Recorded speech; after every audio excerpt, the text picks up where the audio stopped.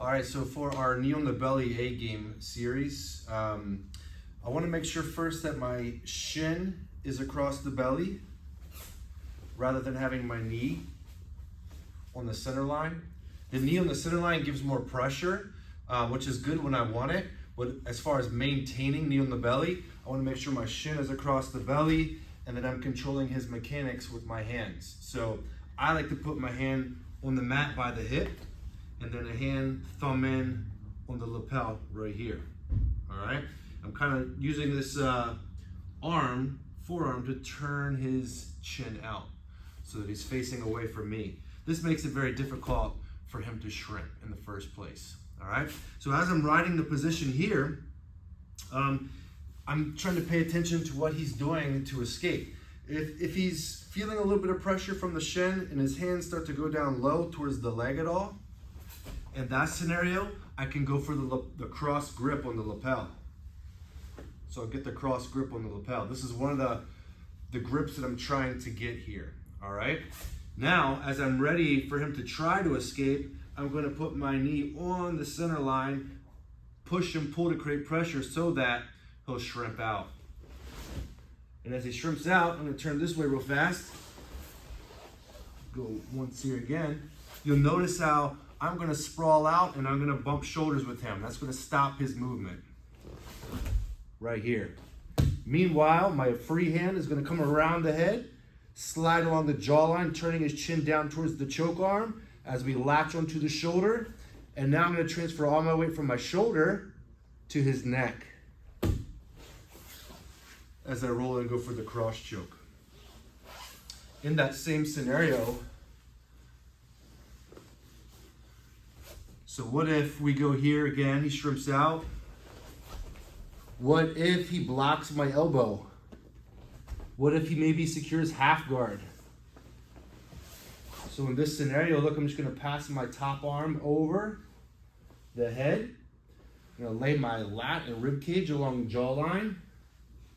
Then I can grab for the belt or the back of the gi with my hand. And now I'm gonna sprawl over the jaw, over the chin, as I pull on the lapel for a modified cross choke. So one position from knee on the belly that I'm trying to go for is that cross lapel grip, all right? Another one is, actually turn this way, pay attention to my foot placement, is when I'm shin across the belly, I'm keeping my foot tight to the hip. So he can't reach under my ankle and do an ankle pick. If I give space and I have the knee on the belly, he can pull that ankle, push me over, and escape this way. So I want to prevent that by not giving the space. And if he's not giving me opportunity to get the lapel, I might go ahead and give the space, hoping he'll go underneath. And when he does, I bring my knee off the belly into the mat, and then I sprawl over the forearm right here to pin that forearm to the mat as we work in for that far side underhook so that we have the crucifix position. From here now, I can get an easy bread cutter choke, forearm along the jawline, push his chin out, reach for the far shoulder, sprawl into the bread cutter.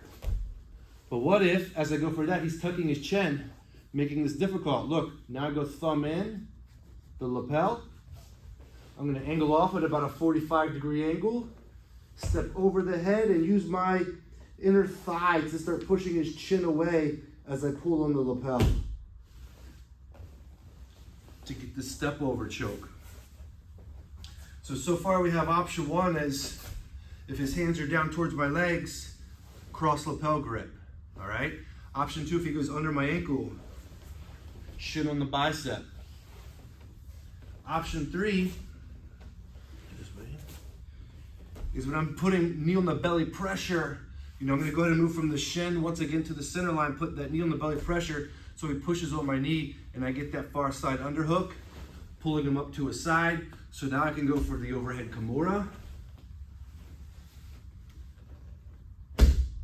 Or maybe if he grabs his belt, I can go for an armbar or a shin choke. Turn you this way real quick.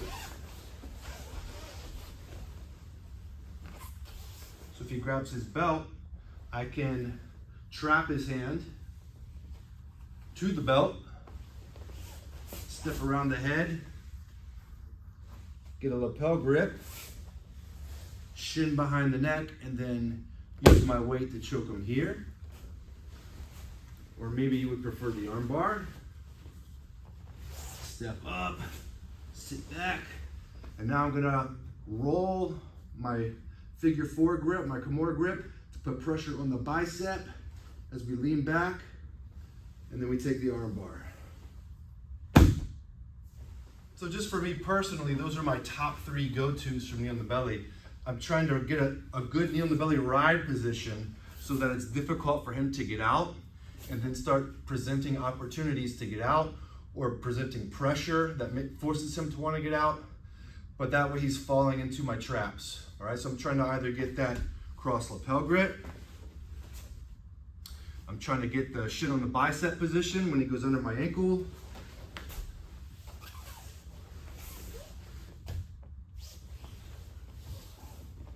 or I'm just trying to get that far side underhook. Knee on the belly, feed the head, far side underhook to get right here. So that's my knee on the belly A-game system that I like to use. There's way more attacks that you can use in knee on the belly. I mean, you can attack the legs as well very effectively from knee on the belly. That's one of the things I like about it is you can create pressure, you can stand up effectively, you can transition to mount, you can transition to side control, you can attack both arms, you can attack the neck, you can attack the legs, you can strike if it was MMA or self-defense. It's a very versatile position, but keeping things simple, like picking your top 3 attack systems that you like to use and getting really good at them and really good at setting them up is going to make you the most effective on the mat.